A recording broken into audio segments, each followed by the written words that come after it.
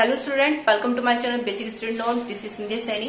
Student, आज जो हमारा टॉपिक शुरू होगा वो चैप्टर 3 योजनांश जनरल से संबंधित होगा। तो स्टूडेंट, आज जो हम बनाएंगे वो जनरल एंट्रीज बनाना सीखेंगे। इससे पहले मैंने आपको पार्ट 2 और पार्ट 3 में जनरल एंट्रीज बनाना ही सिखाया था। आज कुछ और नया टॉपिक सीखेंगे इसमें, जो आज जनरल एंट्री बनाएंगे। तो स्टूडेंट, जो आज जनरल एंट्री बनाएंगे उसे देखने के लिए आप पहले वीडियो को पूरा कंटिन्यू देखें ताकि आपको अच्छे से समझ में आए। तो साथ ही हम चलिए देखते हैं जो हमारा क्वेश्चन होगा आज का, जिसमें हम कुछ नया सीखने वाले हैं। तो स्टूडेंट, वो हमारा क्वेश्चन है क्वेश्चन नंबर 5। तो स्टूडेंट, क्वेश्चन नंबर 5 में आप क्या देख रहे हैं, निम्नलिखित लेन देनों का जनरल लेखा कीजिए। यहाँ पर दे रखा है 1 जनवरी 2010 को प्रमोद कुमार ने 10,000 रूपये से व्यापार आरंभ किया। मार्च के अन्य लेन देन निम्न प्रकार से हैं। तो यानी कि जितने भी लेन देन है वो नीचे दे रखे हैं और व्यापार जो प्रारंभ किया गया है वो 10,000 रूपये से स्टार्ट किया गया है। ठीक है, तो जितनी भी एंट्रीज है वो सन 2010 की हैं। और जनवरी 2 नगद माल खरीदा जो कि 2,000 रूपये में है। जनवरी 4 बरेली फर्नीचर डिपो से फर्नीचर खरीदा 350 रूपये का। जनवरी 5 में मदान एंड कंपनी से माल खरीदा 450 रूपये का। जनवरी 6 में नगद बिक्री हुई 635 रूपये की। फिर उसके बाद में है जनवरी 8 में नारायण को माल बेचा, कितना 845 रूपये। जनवरी 9 में दुकान खर्च चुकता किया 95 रूपये का। जनवरी 11 मदान एंड कंपनी से माल खरीदा 1625। फिर जनवरी 14 निजी व्यय के लिए रुपये निकाले 230 रूपये में। फिर उसके बाद है जनवरी 18 बरेली फर्नीचर डिपो में हिसाब चुकता किया 350। जनवरी 26 मदान एंड कंपनी को नगद दिया 2,000। जनवरी 27 नगद बिक्री 1325।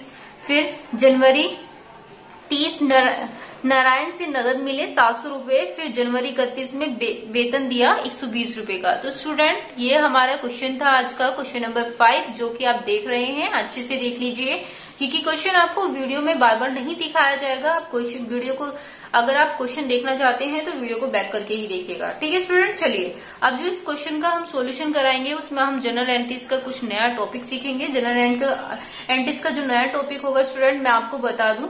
ठीक है, अभी की जैसे कि हमारे यहाँ पर दे रखा बरेली फर्नीचर डिपो से फर्नीचर खरीदा, पहली एंट्री यहाँ पर है। फिर इसी के नाम से दूसरी एंट्री फर्नीचर डिपो का हिसाब चुकता किया, यहाँ पर दे रखी है नीचे जनवरी 18 में। तो इसी से रिलेटेड आज मैं एंट्रीज बताऊंगी कि अगर कोई एंट्री हमारी एक ही नाम से बार बार रिपीट हो रही है तो वो किस तरीके से बनाई जाती है और उसे हम किस तरीके से यहाँ पर यूज करके दिखाएंगे। ठीक है स्टूडेंट, तो यही एंट्रीज आज आपको बनानी सीखनी है।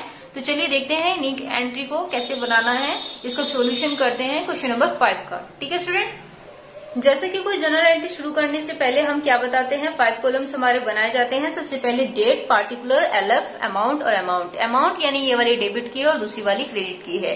तो ये आपने देख ही लिया है कि इसमें 5 कॉलम्स होते हैं और इसी में ही हम आपको जनरल एंट्रीज बनाना सिखाएंगे। क्वेश्चन नंबर 5, जैसे कि हमने बताया था, क्वेश्चन नंबर 5 में सबसे पहली एंट्री जो है 1 जनवरी है। 1 जनवरी में स्टूडेंट क्या दे रखा है, 10,000 रूपये व्यापार आरंभ किया है। ठीक है, तो मैं यहाँ पर जनवरी 1 लिख देती हूँ शॉर्ट में।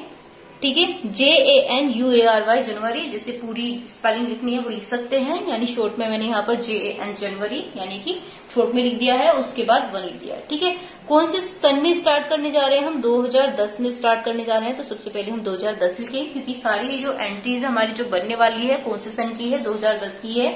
तो हम स्टार्टिंग में ही सन 2010 लिख देते हैं यहाँ पर। चलिए, तो सबसे पहले हमें कोई भी व्यापार आरंभ करना होता है तो सबसे पहले किस चीज की जरूरत होती है, हमारे पास कैश डिपॉजिट होना चाहिए, डेबिट। फिर उसके बाद हम कैपिटल करते हैं, कैपिटल अकाउंट। ठीक है स्टूडेंट, इसकी नरेशन भी हैंड टू हैंड बनाएंगे क्योंकि नरेशन से हमारा ये हो जाता है, पता चल जाता है कि हमने इससे किस तरीके से ये बनाई है। तो कैश रोट किया है हमने एज कैपिटल। ठीक है, इसकी अमाउंट जो थी स्टूडेंट वो कितनी थी, 10,000 थी। तो मैं यहाँ पर 10,000 डेबिट में भी लिख देती हूँ और क्रेडिट में भी लिख देती हूँ ताकि आप कंफ्यूज ना हो। ठीक है, याद रखना डेबिट वाली अमाउंट यहाँ पर लिखी जाएगी और क्रेडिट वाली अमाउंट यहाँ पर लिखी जाएगी। जनवरी 2 में स्टूडेंट हमारा क्या दे रखा है, जनवरी 2 में हमारी जो दे रखी है नगद माल खरीदा है। जब भी हम कोई माल खरीदते हैं तो यहाँ पर परचेज लिखते हैं, परचेज अकाउंट डेबिट, यानी कि माल को क्या बोलते हैं हम, गुड्स भी बोल सकते हैं, यहाँ पे गुड्स भी लिख सकते हैं स्टूडेंट। ठीक है, GOODS यानी कि मैंने स्पेलिंग भी बता दी ताकि आप कंफ्यूज ना हो। तो परचेज अकाउंट डेबिट या गुड्स अकाउंट डेबिट एक ही बात होता है। फिर इसके बाद में हमने किस चीज से खरीदा है, कैश से खरीदा है, तो कैश अकाउंट मैंने यहाँ पर लिख दिया है। ठीक है, तो यहां पर क्या लिखेंगे, बीइंग गुड परचेज।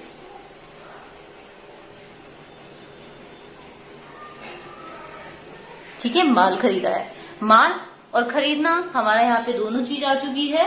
ठीक है स्टूडेंट, ये कितनी अमाउंट थी उसकी, 2000 थी, जो कि हमारे क्वेश्चन में दे रखी है और हमने यहाँ पर लिखी है।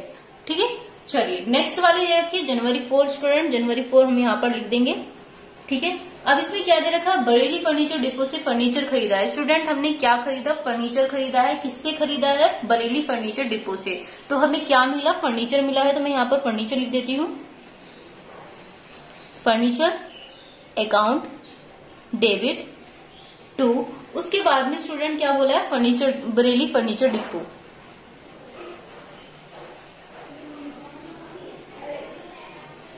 फर्नीचर डिपो, तो मैंने यहां पर ये लिख दिया। उसके बाद इसकी नरेशन भी बना देते हैं, बीइंग फर्नीचर परचेज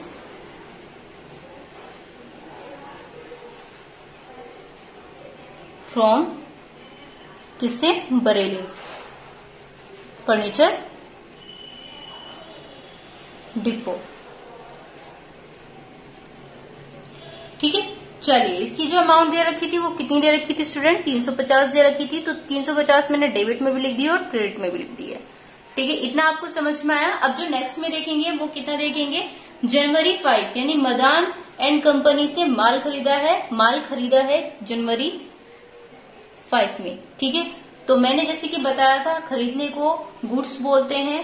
ठीक है, माल को परचेज यानी कि खरीदने को हम परचेज बोलते हैं और माल को हम गुड्स बोलते हैं। तो मैं यहां पर परचेज लिख देती हूँ, अकाउंट डेबिट। ठीक है, किससे खरीदा है, मदान एंड कंपनी से। तो मैं यहां पर मदान एंड कंपनी यहां पर लिख देती हूँ। ठीक है, उसके बाद नरेशन बनाएंगे। नरेशन क्या बनाएंगे, being goods purchase from Madan and company. ठीक है स्टूडेंट, कितना दे रखा है हमारा, जो अमाउंट में आएगा वो 450 आएगा। तो 450 हमने डेबिट में भी लिख दिया और क्रेडिट में भी लिख दिया। इतना आपको समझ में आया। चलिए अब नेक्स्ट में देख लेते हैं, नेक्स्ट में क्या बनेगा स्टूडेंट, जनवरी 5 तो हमने बना ली है। जनवरी 6 दे रखी है, नगद बिक्री हुई। तो मैं यहाँ पर जनवरी 6 लिख देती हूँ, जनवरी 6। तो स्टूडेंट जनवरी 6 में क्या दे रखा है, नगद बिक्री। जब हम कोई नगद बिक्री करेंगे तो हमारे पास क्या होगा, मान लीजिए हमने कोई सामान बेचा है तो हमें क्या मिलेगा, कैश मिलेगा, cash account debit to sale account. ठीक है, तो हम नरेशन क्या बनाएंगे, बीइंग गुड सोल्ड। ठीक है, माल हमने क्या करा, बेचा है, गुड सोल्ड, बेच दिया। कितने रुपए में बेचा है हमने, 635 रुपए में। तो मैं यहाँ 635 यहाँ पर लिख देती हूँ स्टूडेंट,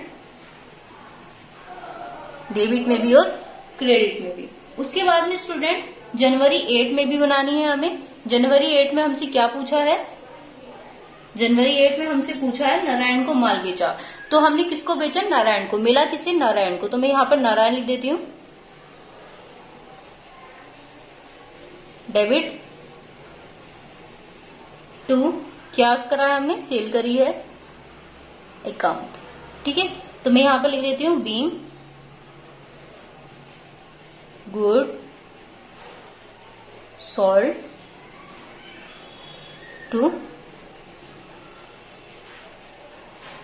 नारायण। कितना है हमारा, 845 रुपए डेबिट में डालेंगे और 845 रुपए हम किस में डालेंगे, क्रेडिट में डालेंगे। ठीक है, इतना आपको समझ में आया। फिर उसके बाद में है जनवरी 9।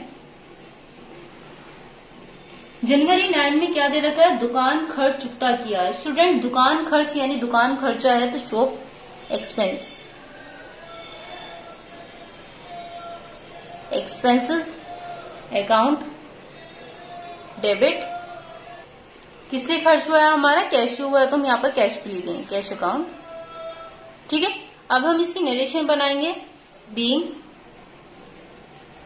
Cash paid by shop expense, short में लिख दिया क्योंकि यहाँ पर जगह नहीं थी स्टूडेंट। ठीक है, अब इसमें हम क्या करेंगे स्टूडेंट, इसमें हम इसकी अमाउंट डालेंगे। इसकी जो अमाउंट है हमारी वो कितनी लिखेंगे हम, 95, यानी कि 95 रुपए हमारे क्वेश्चन में दे रखी है। हम 95 रुपए डेबिट में और क्रेडिट में डाल देंगे। स्टूडेंट जैसे कि मैंने बोला था, यदि आपका नोटबुक फिल हो जाता है तो टोटल CF यहाँ पर लिख देते हैं और ऊपर की सारी अमाउंट जितनी भी हमने अभी तक लिखी है उन सबको जोड़ करके नीचे लिख देंगे टोटल CF में।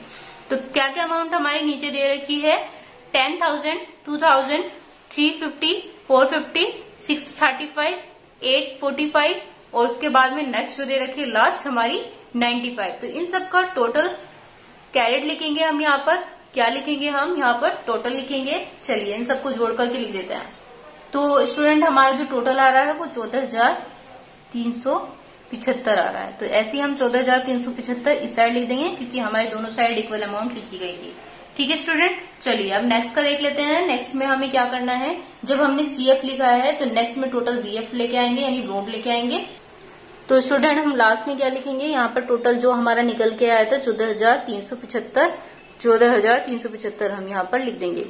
ठीक है स्टूडेंट, चलिए अब नेक्स्ट में हमारा जो दे रखा है क्वेश्चन, वो क्वेश्चन दे रखा है हमारा स्टूडेंट, यानी कि जनवरी 11। तो जनवरी 11 में हमारा यहाँ पर क्या लिखा है, हमने जनवरी 11 लिखा है।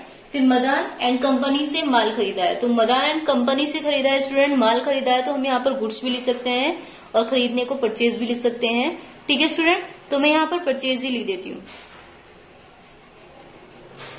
अकाउंट डेबिट किससे, मदान एंड कंपनी से।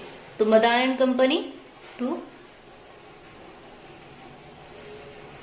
Madan and company. तो स्टूडेंट ये हमारा 2 बार आ चुका है, इसमें कंफ्यूज ना हो। ऊपर भी हमारा यही आया था, नीचे भी हमारे यही है, लेकिन हमारे यहाँ पर डिजिट चेंज है। ठीक है, तो डिजिट हमारी चेंज है तो यानी अमाउंट हमारे यहाँ पर चेंज है, तो अमाउंट हम यहाँ पर ही अलग लिखेंगे क्योंकि इससे पहले जो हमारा आया था जनवरी 5 में हमारी एंट्री आई थी बिल्कुल सेम ऐसी ही। ठीक है, अब इस बार जो आई वो जनवरी 11 में आई है और कितनी अमाउंट आई है उसकी, 1625 आई है निकल के। तो स्टूडेंट मैंने यहाँ पर 1625 लिख दिया है डेबिट में भी और क्रेडिट में भी। उसके बाद यहाँ पर मैं नरेशन बना देती हूँ। Being goods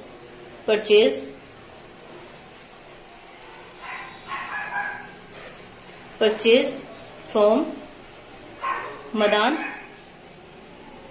and company. ठीक है स्टूडेंट, तो इसमें कंफ्यूज ना हो कि ये एंट्री बार बार आ गई है। तो इसके बाद में जनवरी 14। तो जनवरी 14 में स्टूडेंट हमें क्या करना है, निजी व्यय के लिए रुपए निकाले। तो निजी व्यय के लिए रुपए निकाले, हमेशा याद रखना निजी व्यय जो हमारा ड्राइंग है वो परचेज में निकाला जाता है। ठीक है, तो ड्राइंग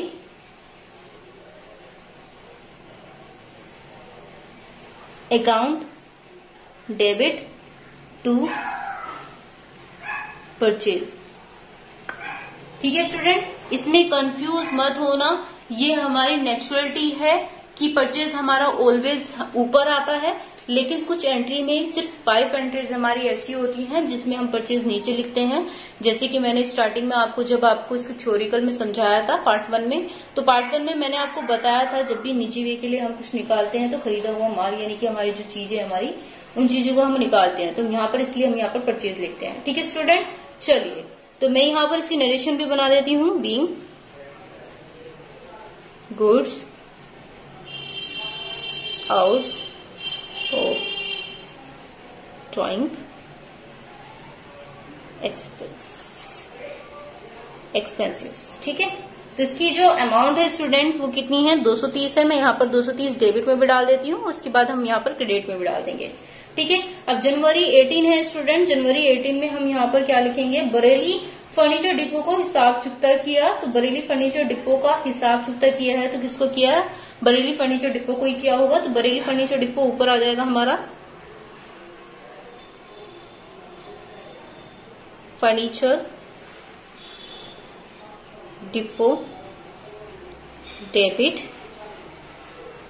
टू किससे किया है स्टूडेंट, हमने कैश से किया है, तो कैश अकाउंट। स्टूडेंट जैसे कि मैंने आपको बताया था कि यदि हमारा बरेली फर्नीचर डिपो हमारा ऊपर आया है तो नीचे भी आ गया, बिल्कुल सेम ऐसा ही। तो ऊपर क्या था, ऊपर हमारा खरीदा था कितने रुपए का, देखो मैं क्वेश्चन में बता देती हूँ, क्वेश्चन में दिखा देती हूँ आपको। जैसे कि आप सभी देख रहे होंगे कि बरेली फर्नीचर डिपो फर्नीचर खरीदा 350 रुपए यहाँ पर दे रखा है स्टूडेंट। और ठीक ऐसी ही अमाउंट हमारे नीचे दे रखी है, जनवरी 18 में बरेली फर्नीचर डिपो का हिसाब चुकता किया। तो स्टूडेंट यहाँ पर फर्नीचर खरीदा है और यहाँ पर हिसाब चुकता किया है। तो सबसे पहले हम देख लेते हैं जो 350 है यहाँ पर दे रखा है, अगर हिसाब चुकता किया है वो भी 350 रुपए दे रखा है, यानी पूरा पेमेंट वो कर चुका है अब। ठीक है, तो कुछ एंट्रीज हमारे जो स्टूडेंट ऐसी होती है जिसमें वो फर्नीचर यानी हिसाब चुकता नहीं कर पाता है पूरा। मान ले कि यहाँ पर 350 है और यहाँ पर 250 है, तो यहाँ पर जो 250 है बचा जो 100 रुपए है, ठीक है, तो वो हम डिस्काउंट में डाल देते हैं। ठीक है, तो अब यहाँ पर क्या दे रखा है, उसने पूरा अमाउंट डाला हुआ है, तो पूरा अमाउंट ही हम अपनी नोटबुक में लिखेंगे। यानी कि चलिए अब इतना तो चीज आपको समझ में आ गया है। नेक्स्ट में देखते हैं, तो हम यहाँ पर क्या करेंगे, 350 हम डेबिट में डालेंगे स्टूडेंट और 350 ही हम किस में डालेंगे, क्रेडिट में डालेंगे। तो इतना आपको समझ में आ गया। ठीक है, अब इसकी नरेशन भी बना लेते हैं student. Being cash paid to Bareilly furniture depot. ठीक है, 350 हमने यहाँ पर डाल दिया है स्टूडेंट। उसके बाद जो एंट्री दे रखी है वो जनवरी 26 की दे रखी है। जनवरी 26 में यहाँ पर लिख देती हूँ जनवरी 26। उसने कहा है मदान एंड कंपनी को क्या खरीदा है, नगद दिया है। मदान एंड कंपनी को नगद दिया है, तो मदान एंड कंपनी को दिया है, तो मदान एंड कंपनी स्टूडेंट क्या हो जाएगी, हमारी डेबिट हो जाएगी। तो मैं यहाँ पर Madan and company debit to किससे करा है हमने, कैश से करा है, तो कैश अकाउंट लिख देंगे यहाँ पर स्टूडेंट। अब इसकी नरेशन भी बना लेते हैं हैंड टू हैंड। तो नरेशन क्या बनेगी, being cash paid to Madan and company. ठीक है, इसमें क्या दे रखा है स्टूडेंट, हमारा कितनी अमाउंट आएगी, बुक में हमारी जो दे रखी है वो 2000 दे रखी है। 2000 हम डेबिट में डालेंगे और 2000 हम क्रेडिट में डालेंगे। ठीक है, चलिए इसके बाद में हमारा दे रखा है जनवरी 27 दे रखा है स्टूडेंट। जनवरी 27 की अमाउंट हमने यहाँ पर डाल दी है। ठीक है, उसके बाद में क्या दे रखा है, नगद बिक्री की। तो नगद बिक्री की है स्टूडेंट, तो नगद बिक्री कितने की है, किससे की है, हमने कैश से की है। कैश हमें मिला है, जब भी हम कोई चीज बेचते हैं तो हमें कैश मिलता है, इस तरीके से हम सोच के चलेंगे। फिर उसके बाद में हमारा क्या यहाँ पर क्या आएगा, सेल अकाउंट आएगा। ठीक है स्टूडेंट, नरेशन क्या आएगी, being goods sold, being goods sold, यानी कि माल बेचा है हमने। ठीक है, यानी नगद में बेचा है, तो बीइंग कैश सोल्ड लिख सकते हैं हम यहाँ पर। फिर इसके बाद में कितना आएगा, एंट्री जो हमारी है, अमाउंट जो है 1325 है यहाँ पर, तो 1325 हमने डेबिट में डाली और 1325 हमने क्रेडिट में डाल दी।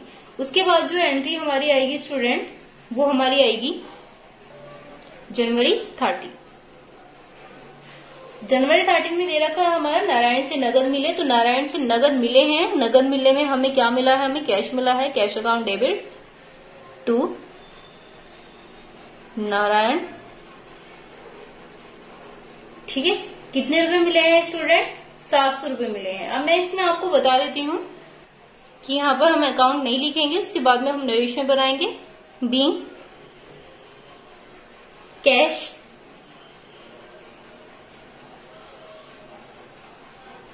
Made from Narayan.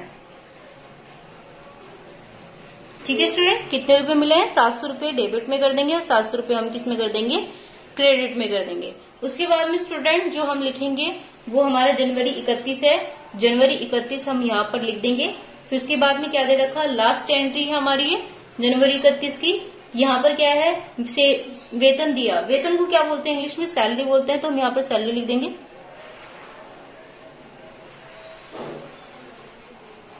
Account debit to cash, salary जो है हमारी कैश के रूप में है, कैश पेमेंट से। तो यहाँ पर इसकी नरेशन बना देते हैं, बीइंग सैलरी पेड